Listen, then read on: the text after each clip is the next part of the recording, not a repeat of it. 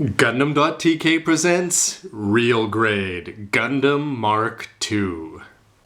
Hey again, it's Robert184, 2Rs2Bs Gundam Reviews.net, and actually is out of the way because it's time to focus on the real grade 1/144th Gundam Mk-II, the classic second Gundam ever, and time to see it all put together and see if all of these cool looking parts are going to add up to a sum that's even greater than those parts.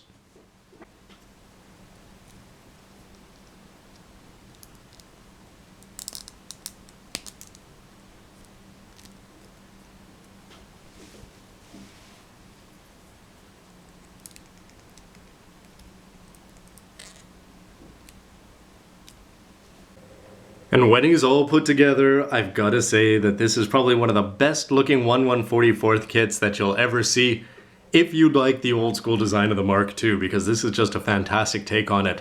Starting with the colors, the two shades of gray, from a distance you'll hardly even notice them, but once you get up close you really appreciate that differentiation there. But it's more in keeping with the old classic and the RX-178 too, and just adding to it and getting that little bit of extra color in there, despite the fact that it's actually not as colorful with the very red feet. The navy blue is looking great in the chest along with that big red cockpit there. And then you've got the yellow parts there to go along with the gold or the yellow gold in the V-fin. Everything's looking great, and one of my favorite parts still just has to be that you've got the black behind the beam sabers there. It just sort of really fills them out. And you never really notice this until you look at it carefully, but just how big those shoulders are and how much they protrude. And the little things like those, the sides of the arms, just the flaps or whatever you want to call them, the sides just protruding a little bit too much forward, don't seem to bother me at all once it's actually put on. And those green parts on the chest, another big plus. And though I'm always keen on real grades for the way they look, sometimes they come across as being just a little bit flimsy. So far I've had a couple parts fall off of him, but not as bad as the old ones, or so it seems, and by old ones I mean the previous ones in the line. In terms of mobility, the legs can kick forward, you can fiddle around with the hips there if you choose to, and you're going to get a nice knee bend there. You can see that you're going to get the thigh split, and the ankle itself, remember the foot is going to move all the way down, and the ankle is not going to move all that much, but it will move well off to the side. If you want to go for the full splits, that's also going to be, how possible?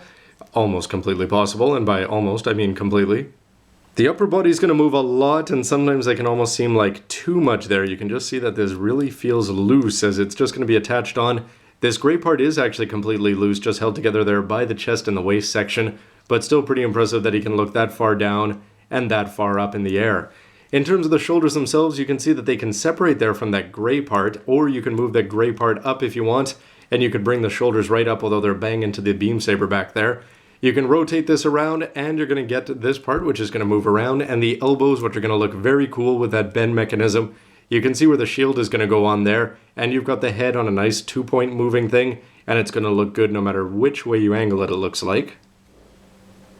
And fully loaded, there's some nice little parts, like with the beam rifle there, it's got a peg that's going to plug into the palm of the hand, but it's not one of these ones that flips out, it's just going to be on there solid, which certainly helps it stay in place better there. The shield is going to lack some of the cartooniness of the old RX-178 too, with its Crusader yellow and red there. And the bazooka, even though it seems like it would be an issue there with the backpack and shield, no problems at all fitting on, you could fit that on in either direction. And that shield, I think it doesn't add a lot of color, but it does add a lot of style. And my award for real grade fall off piece of the kit is going to go to these thrusters. That's about 5 times already, and what are we, 5 minutes into the video?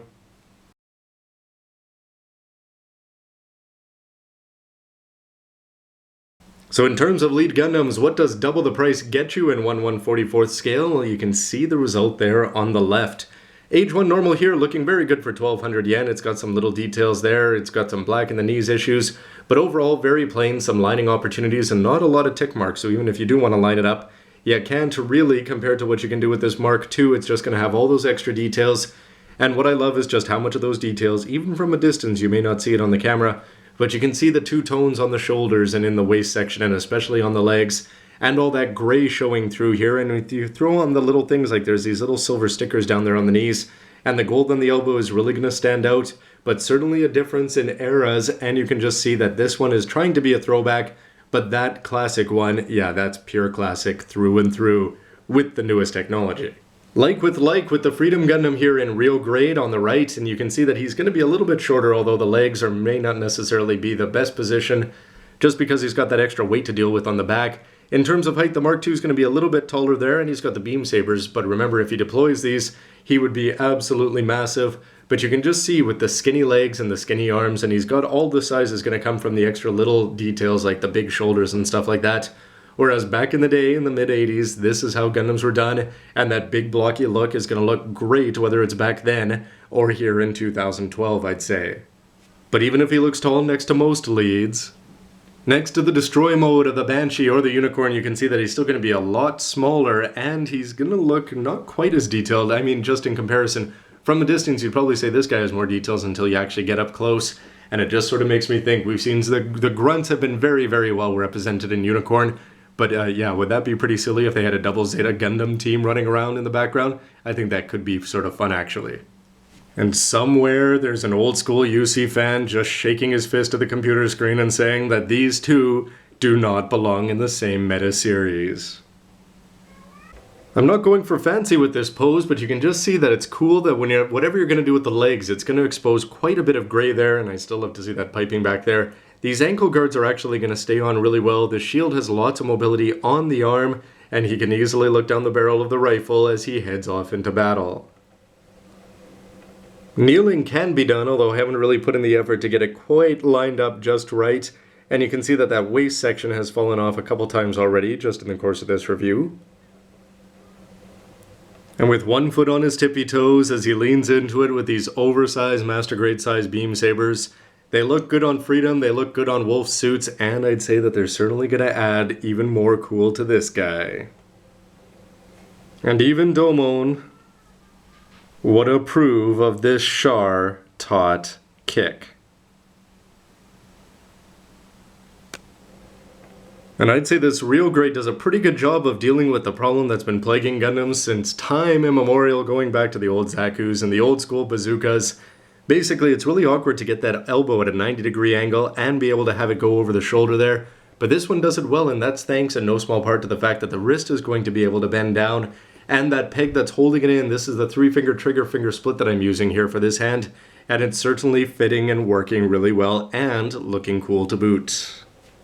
So I'm going to wrap up my look at the mobile suit mode there, but I gotta say that this Real Grade has been a lot of fun so far, and then you're going to have all sorts of posing possibilities, only limited by your imagination and then your patience for small finicky parts, but not as finicky as previous Real Grades, as I'll address in the next part and final part of my review, where I'll have all the good and bad things that I could think of over the course of this, and I'll have them all in one place so that you can make a call whether you like it or not. But you don't have to wait for that. Why don't you let me know with a comment down below what you think, and more opinions are always appreciated. How do you like this guy in looks compared to the Titans one? Of course, as a lead Gundam collector, this is the one that I wanted to get. But that blue certainly has its own set of appeal. But anyway, why don't you let me know, and we'll see you for the next and final part. Bye, everybody. Now, look, man, I'm telling you, if you put your bazookas on your shoulders, yeah, you're never going to have any of those old bazooka-related issues.